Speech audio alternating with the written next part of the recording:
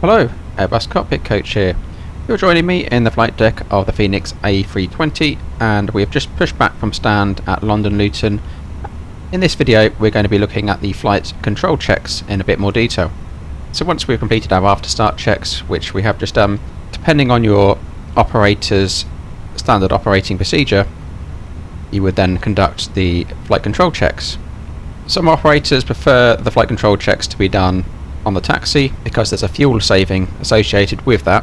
However, the majority of operators I notice in the real world conduct these checks once they're pushed back and stationary on stand after engine start. There's usually a bit of flexibility with that though, so if we were chasing a slot time for example and we had to get going, we could opt to do these checks on the move with my particular operator. So doing the checks in the taxi is still an option. I'll run through the flight control checks and I'll also do those in the taxi as well, so you can see how we do those and what we need to consider. First I'm going to have a look at the hydraulics,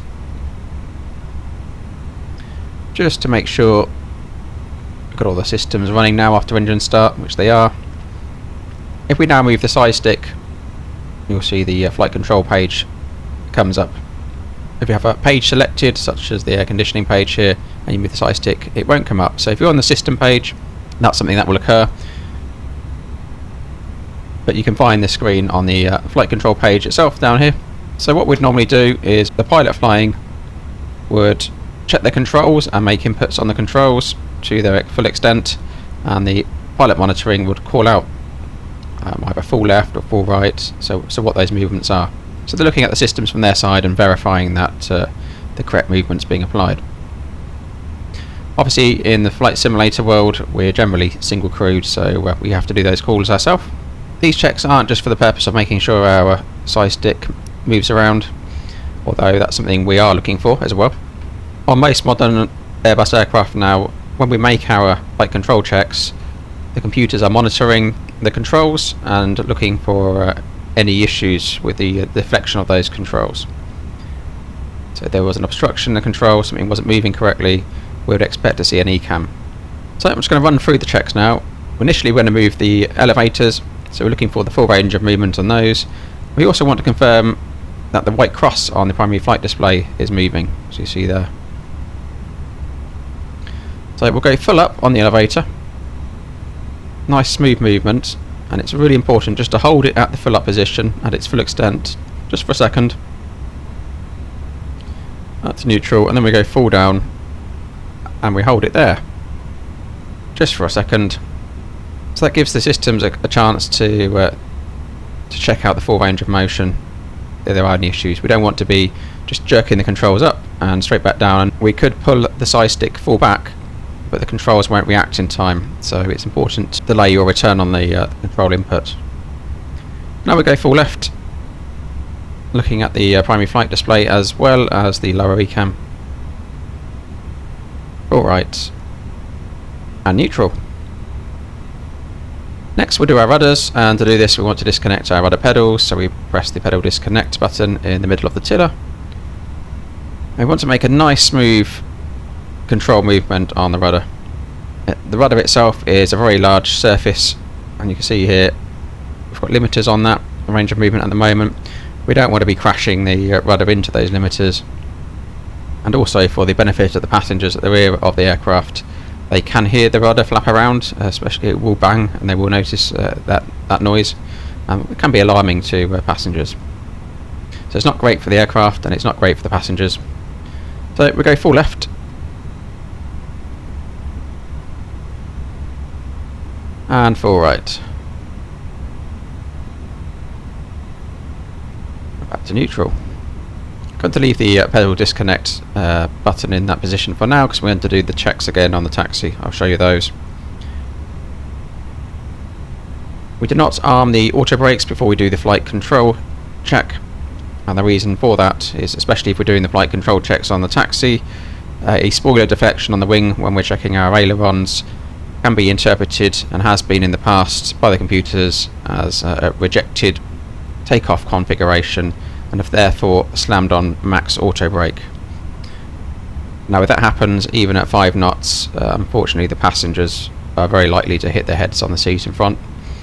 It's an extreme brake force, and it will bring the aircraft to a dead stop at taxi speed. So we don't want that to happen. Changes have been made to software since, but as a precaution, that's the reason why we did not select auto brake until after we've completed our flight control checks. To conduct the flight control checks on the taxi, we want to be below 10 knots, ideally in a straight line, so we're not trying to coordinate multiple controls at once, which can be distracting at the same time as trying to maintain awareness of what's happening around us with traffic and air traffic control. So we'll begin our taxi. We're clear left side, clear right side.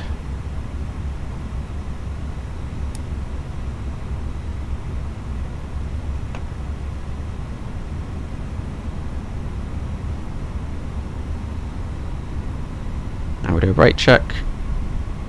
Pressure 0.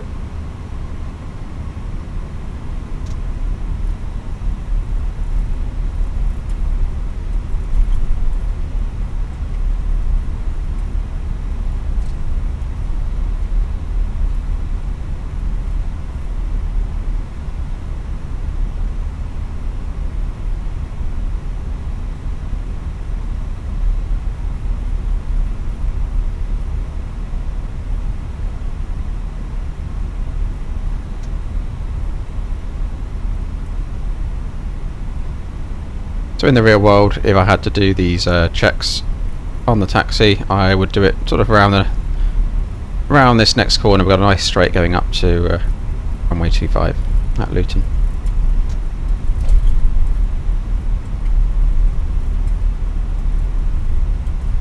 So you want to look at your taxi route and plan in advance the best place to make those checks. It is easier to do when you're dual crewed. Obviously, being in the simulator, single crewed, our primary focus is on controlling the aircraft. So clear right side at the hotspot here, and clear over on the left side.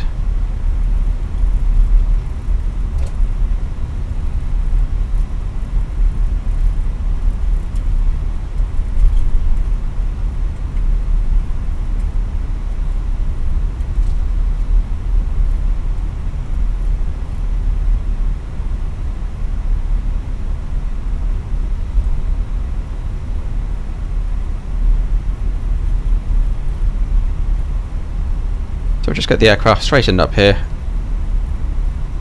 So we are 10 knots now.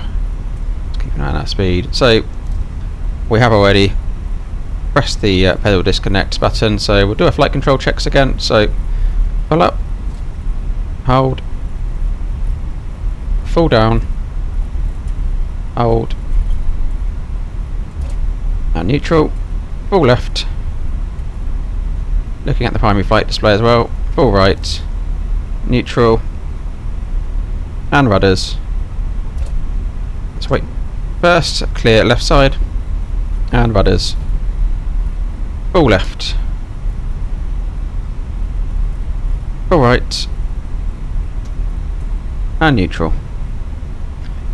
And with that we can press our pedal disconnect button again.